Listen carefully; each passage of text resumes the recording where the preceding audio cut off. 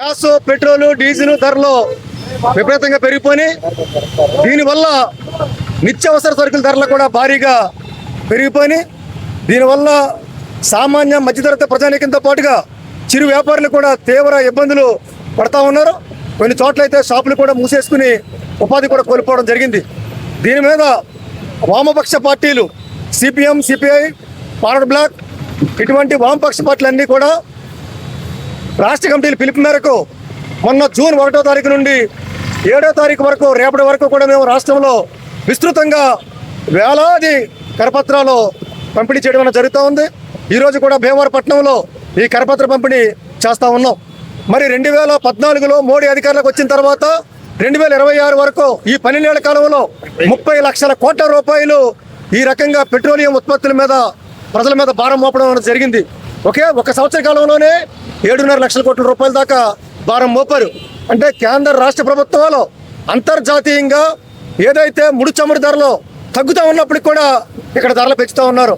గతంలో ముడి చమురు ఏదైతే బ్యారెల్ ఉందో 105 రూపాయలు బ్యారెల్ ఉన్నప్పటికీ మన దేశంలో 60-70 రూపాయలు పెట్రోల్, డీజిల్ అమ్మారు. కానీ ఈ రోజున ఆ బ్యారెల్ ధర $95 తగ్గిపోవడం జరిగింది. అంటే అంతర్జాతీయంగా ముడి చమురు ధరలు తగ్గిపోతున్నప్పటికి కూడా మన దేశంలో ఇవాళ 116 రూపాయలు, 117 రూపాయలు పెట్రోల్, డీజిల్ ధరలని అమ్ముతూ ఉన్నారు. ప్రధానంగా ఈ ధరలు పెరిగిపోవడానికి కేంద్ర రాష్ట్ర ప్రభుత్వాలు ఏదైతే ఉన్నాయో వీళ్ళు ఈ పెట్రోల్ మీద, డీజిల్ మీద విపరీతంగా పన్నులు వేయడం వల్లే ఈ ధరలు పెరిగిపోతూ ఉన్నాయి. ప్రధానంగా తెలుగుదేశం పార్టీ గతంలో ప్రతిపక్షంలో ఉన్నప్పుడు వైఎస్ఆర్ పార్టీ మీద విమర్శ చేసింది. మీరు పన్నులు తగ్గించుకుంటే ప్రజల మీద భారం తగ్గుతుందని చెప్పారు. మేము అధికారులకు వస్తే ప్రజల మీద పన్నులు తగ్గిస్తామని చెప్పారు.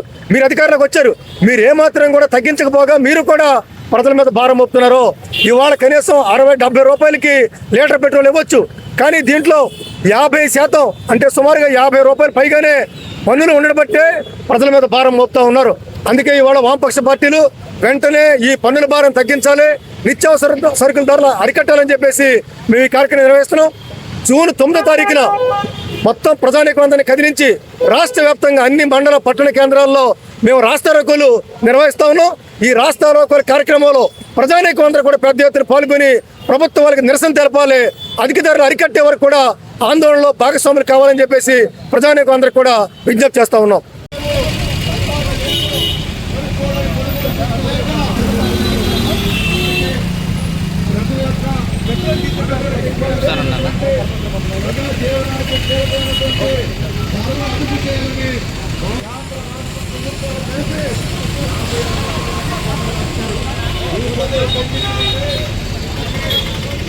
ఉపసంహరించాలి పెంచిన పెట్రోల్, డీజిల్, గ్యాస్ ధరలు అరికట్టాలి, అధిక ధరలు అరికట్టాలి, అధిక ధరలు అరికట్టాలి, అధిక ధరలు అరికట్టాలి, అధిక ధరలు. పెట్రోల్, డీజిల్ ధరలకు వ్యతిరేకంగా వామపక్షాల ఆధ్వర్యంలో జరిగిన నిరసన కార్యక్రమాన్ని పెరిగే ధరలకు హత్యే లేదా, పెరిగే ధరలకు హత్యే లేదా, ఏలేవాడికి బుద్ధే లేదా, తగ్గించాలి పెంచిన పెట్రోల్, డీజిల్, గ్యాస్ ధరలను, నిత్యావసర వస్తువుల ధరలను, నిత్యావసర వస్తువుల ధరలను, నిత్యావసర వస్తువుల ధరలను విధానాలను వ్యతిరేకించండి. ప్రజా వ్యతిరేక విధానాలను వ్యతిరేకించండి. ప్రజా వ్యతిరేక విధానాలను అరికట్టాలి, అధిక ధరలు అరికట్టాలి, అధిక ధరలు ఉపసంహరించాలి.